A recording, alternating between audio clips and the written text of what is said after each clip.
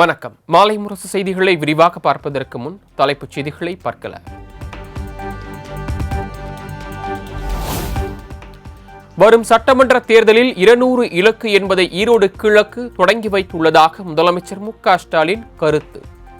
பெரியார் மீது அவதூறுகளை அள்ளி வீசிய கைக்கூலிகளுக்கு டெபாசிட் பறிபோகும் வகையில் மக்கள் சரியான பாடம் புகட்டி இருக்கிறார்கள் எனவும் அறிக்கை.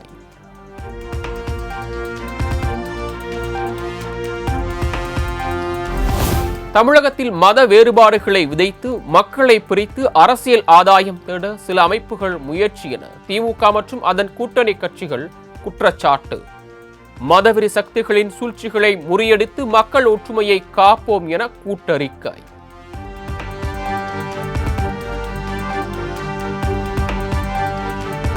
தமிழகத்திற்கு எதிரான மத்திய பாஜக அரசின் அநீதியான அணுகுமுறைக்கு எல்லையே இல்லை என முதலமைச்சர் மு.க.ஸ்டாலின் குற்றச்சாட்டு.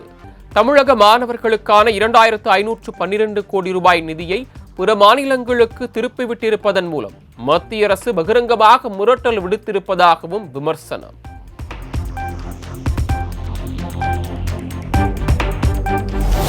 தமிழ்நாட்டிற்கான கல்வி நிதி மறுப்பு உரிமைக்காக போராடும் மாணவர்களை தண்டிக்கும் செயல் என முதலமைச்சர் கண்டனம். இந்திய வரலாற்றில் இதுவரை எந்த அரசும் கல்வித்துறையில் அரசியல் பழிவாங்கலை அரங்கேற்றவில்லை எனவும் சாடல்.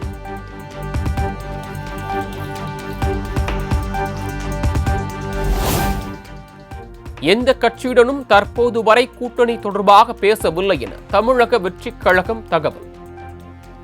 விஜய் தலைமையை ஏற்கும் கட்சிகளுடன் மட்டுமே கூட்டணி எனவும் திட்டவட்டம்.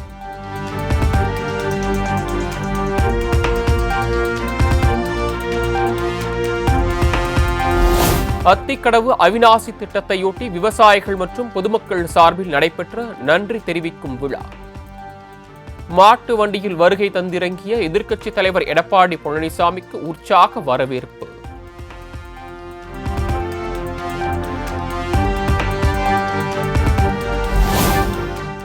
தன்னை யாராலும் விலைக்கு வாங்க முடியாது என அதிமுக பொதுச் செயலாளர் எடப்பாடி பழனிசாமி பேச்சு.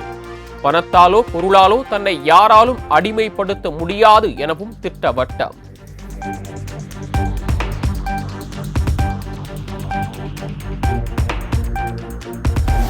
தமிழகத்திற்கான நிதி மற்ற மாநிலங்களுக்கு திருப்பிவிடப்படுகிறது என பொய்யை பரப்ப வெட்கமாக இல்லையா?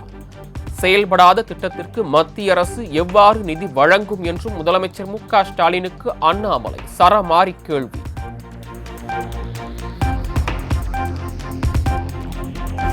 மணிப்பூர் மாநில முதலமைச்சர் பிரேம் சிங் திடீர் ராஜினாமா. ஆளுநர் அஜய்குமார் பல்லாவிடம் பதவி விலகல் கடிதத்தை வழங்கினார்.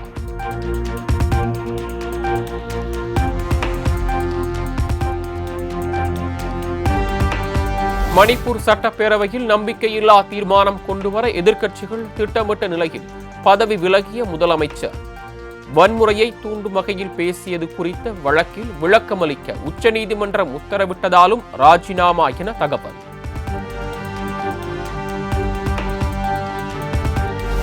தமிழ்நாட்டில் 38 IAS அதிகாரிகள் பணியிட மாற்றம். கூட்டுறவுத்துறை கூடுதல் தலைமைச் செயலாளராக இருந்த ராதாகிருஷ்ணன் தமிழ்நாடு மின்வாரிய தலைவராக இடமாற்றம் செய்து அரசு உத்தரவு. கூட்டுறவு உணவு மற்றும் நுகர்பொருள் பாதுகாப்புத்துறை முதன்மை செயலாளராக சத்யபிரதா சாஹூ நியமனம். வணிக வரி மற்றும் பத்திரப்பதிவுத்துறை கூடுதல் தலைமைச் செயலாளராக குமார் ஜெயந்த் நியமனம்.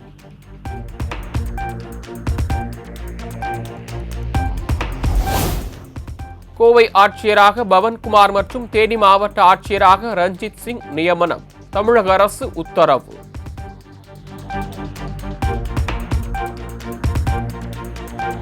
திருச்சி காவிரி படித்துறையில் 18 கோடியே 63 லட்சம் மதிப்பில் அமைக்கப்பட்ட பறவைகள் பூங்கா துணை முதலமைச்சர் உதயநிதி ஸ்டாலின் திறந்து வைத்து பார்வையிட்டார். நிறைய பேர் இருக்காங்களா, பயப்படுது.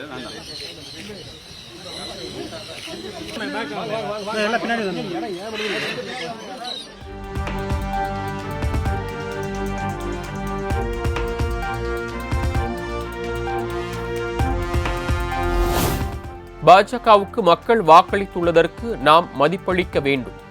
டெல்லியில் பாஜக ஆட்சி அமைக்க உள்ளது குறித்த கேள்விக்கு உதயநிதி ஸ்டாலின் பதில்.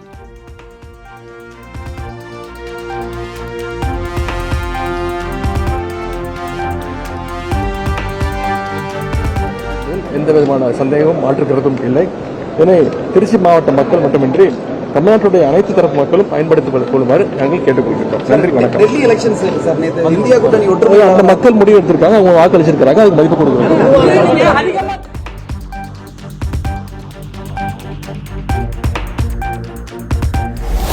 திருப்பரங்குன்றம் மலைக்கோயில் விவகாரத்தில் அதிமுகவை களங்கப்படுத்த முயற்சிப்பதால் மாவட்ட ஆட்சியர் சங்கீதாவுக்கு அதிமுக சார்பில் வக்கீல் நோட்டீஸ். அவர் செவிசாய்க்கிற மாதிரி தெரியவில்லை. ஆகவே நாங்கள் குறிப்பிட்டதைப் போல இவர் மீது ஒரு மாவட்ட ஆட்சித்தலைவர் ஒரு அரசியலாக அதிமுக என்ற மாபெரும் இயக்கத்தை களங்கப்படுத்த நினைத்ததால் அவர் மீது சட்டப்படி வழக்கு தொடுக்க வேண்டும் என்ற உணர்வோடு அன்றைக்கு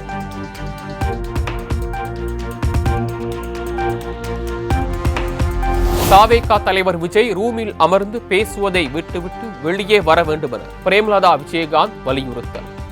அரசியல் வேறு, சினிமா வேறு என்பதை விஜய் புரிந்து கொள்ள வேண்டும் எனவும் பேட்டி. ஆனாலும் அவர் இன்னைக்கு அவ்வளோ பெரிய பிசினஸை விட்டுட்டு அவ்வளோ பெரிய இன்னைக்கு ஒரு சினிமா துறையில இருந்து எல்லாத்தையும் விட்டுட்டு இன்னைக்கு அரசியலுக்கு வரார். அது நம்ம பாராட்டணும். முதல்ல இன்னைக்கு வரணும்னு நினைக்கிறாரு, இளைஞரா இருக்காரு. என்ன சாதிக்க போறார், என்ன சரித்திரம் படைக்க போறார் அப்படிங்கறத உங்களை மாதிரி நாங்களும் வெயிட் பண்ணிக்கிட்டு இருக்கோம். முதல்ல அவர் நாளுக்கு நாள் ரூம்ல உட்காந்து பேசுறதை விட்டுட்டு பொது வேலைக்கு வரணும், மக்களை சந்திக்கணும், பத்திரிகையாளரை சந்திக்கணும், மக்கள் பிரச்சனையை கையில் எடுக்கணும். அப்பதான் அரசியல்ல நம்மளால நிலைச்சு நிற்க முடியும். இதை விஜய்கிட்டே நான் சொல்லியிருக்கேன். எனவே பொறுத்திருந்து பார்ப்போம் அவருடைய செயல்பாடு எப்படி இருக்கிறது.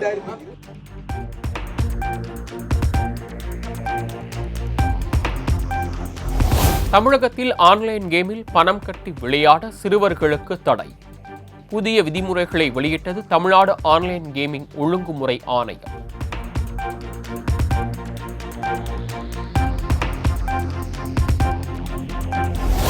வேலூரில் பாலியல் சீண்டலுக்கு ஆளாக்கப்பட்டு ரயிலில் இருந்து தள்ளிவிடப்பட்ட பெண்ணுக்கு 10 லட்சம் ரூபாய் நிவாரணம் வழங்க வேண்டும்.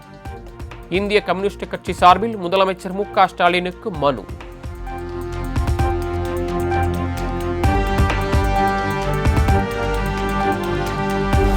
தேனியில் இலவசமாக ஆட்டுக்கறி கொடுக்க மறுத்ததால் ஆவேசம். கடையின் முன்பு சுடுகாட்டில் தோண்டி எடுக்கப்பட்ட உடலை போட்டுவிட்டு சென்ற நபரால் பரபரப்பு.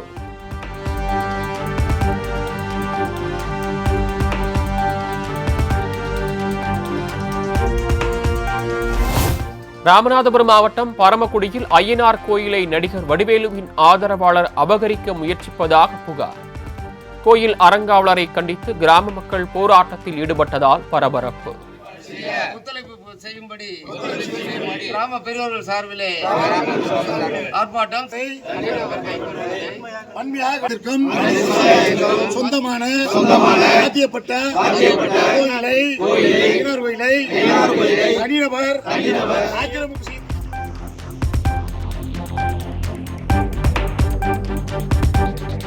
தடை செய்யப்பட்ட பிளாஸ்டிக் பொருட்களோடு கொடைக்கானலுக்கு வரும் வாகனங்களின் உரிமம் ரத்து.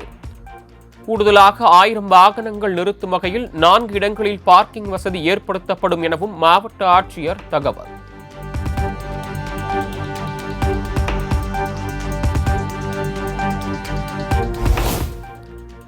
விடுமுறை நாளில் திருவண்ணாமலை அண்ணாமலையார் கோயிலில் குவிந்த ஆயிரக்கணக்கான பக்தர்கள். ஏராளமான வாகனங்கள் அணிவகுத்ததால் போக்குவரத்து நெரிசல்.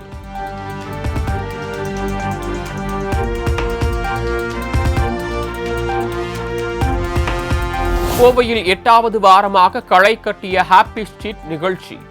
குழந்தைகள் முதல் பெரியவர்கள் வரை கலந்து கொண்டு ஆடிப்பாடி கொண்டாட்டம்.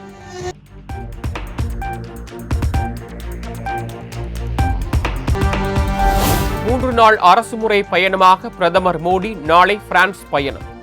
பிப்ரவரி 10, 11 ஆகிய தேதிகளில் நடைபெறும் செயற்கை நுண்ணறிவு உச்சி மாநாட்டை அதிபர் இமானுவேல் மேக்ரானுடன் இணைந்து தலைமை தாங்க உள்ளதாக தகவல்.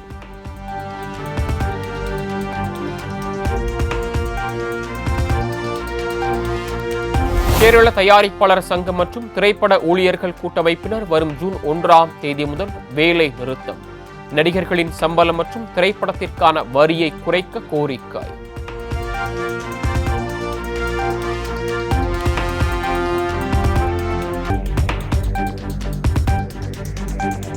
பெங்களூருவில் 5 நாள் விமான கண்காட்சி நாளை தொடக்கம். இலங்கா விமானப்படை தளத்தில் நடைபெறும் கண்காட்சியில் ரஷ்யா உள்ளிட்ட நாடுகளின் போர் விமானங்கள் பங்கேற்கின்றன.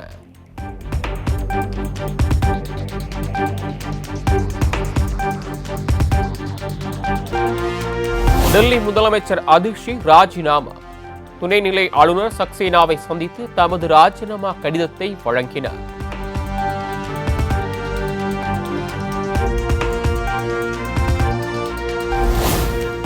டெல்லியில் பெண்களுக்கு மாதந்தோறும் 2500 ரூபாய் இலவச மின்சாரம் உள்ளிட்ட வாக்குறுதிகளை மார்ச் 8ஆம் தேதிக்குள் பாஜகவினர் நிறைவேற்ற வேண்டும். கடந்த 10 ஆண்டுகளை போன்று எப்போதும் போல் மக்கள் பணி தொடரும் என்றும் அதிஷி அறிவிப்பு.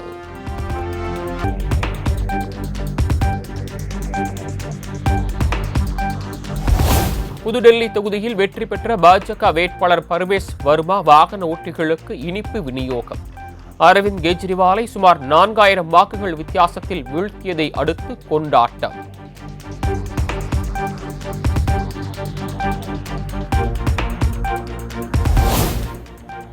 டெல்லி 8வது சட்டப்பேரவைக்கு தேர்வான எம்எல்ஏக்களில் 31 பேர் மீது குற்ற வழக்குகள் உள்ளன.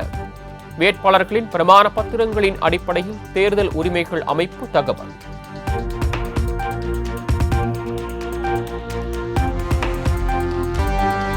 கொல்கத்தாவில் மருத்துவ மாணவி பாலியல் வன்கொடுமைக்கு ஆளாக்கப்பட்டு கொல்லப்பட்ட விவகாரம். நீதி வழங்க கோரி மாணவியின் பிறந்த நாளில் 100க்கும் மேற்பட்டோர் அமைதி பேரணி.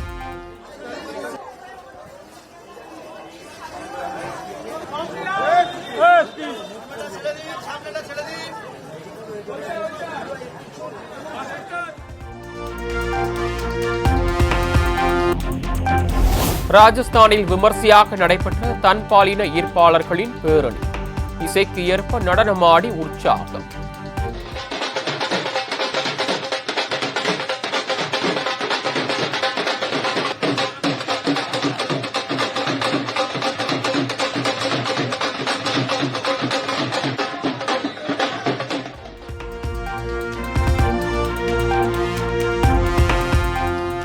நமீபியாவின் தந்தை என்று அழைக்கப்படும் சாம் நிஜோமா வயது மூப்பு காரணமாக காலமானார்.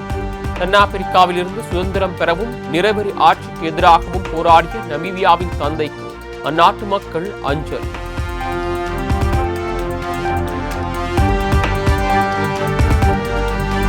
சென்னை விமான நிலையத்தில் லோகேஷ் கனகராஜ் கூலி படப்பிடிப்பு. ரஜினிகாந்த் நடிக்கும் முக்கிய காட்சிகள் படமாக்கப்பட்டதாக தகவல்.